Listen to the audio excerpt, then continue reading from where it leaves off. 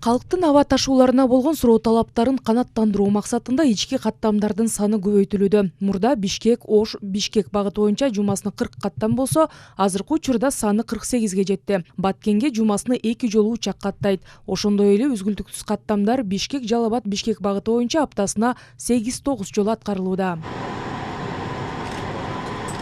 Ал эми туруктуу эл аралык каттамдар өткөн жылга салыштырмалуу жумасына 45 рейске көбөйгөн, 12си жаңы кошулган. Эл аралык каттамдарды көбөйтүү максатында жыл башынан тартып жаңы туруктуу каттамдар Кувейт, Улан-Батор, Мешхед, Сургут, Исламабад, Дели, Даламан, Инчхон, Анталия багытында чартердик каттамдар ачылган. Жалпысынан 14 авиакомпания иш алып барат. Россиянын шаарларында эле Бишкектен жумасына 150гө жакын каттам болот. Биздин госагентство айтып атабыз ошолорго кичинекей самолетторду алгыла, Кыргызстандын ичинен да учуп Кыргызстанга кичине жардам бергиле деп эле айтып атабыз. Эми азыр бир грузовой авиакомпания ачылып атат. Да бирөө пассажирский болуп атат. Эскерте кетсек, 5 ай мурда 20 майда президенттин жарлыгы менен жарандык авиация мамлекеттик агенттиги түзүлгөн.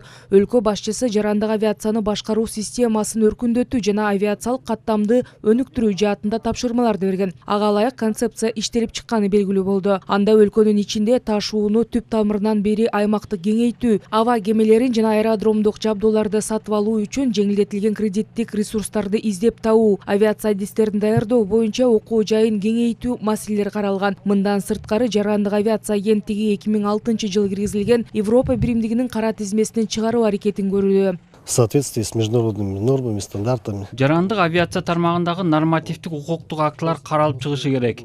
Эл аралык жарандык авиациянын аудитинен өтүү зарыл. Андан кийин Европа биримдигинин кара тизмесинен чыгуу аракети жүрөт.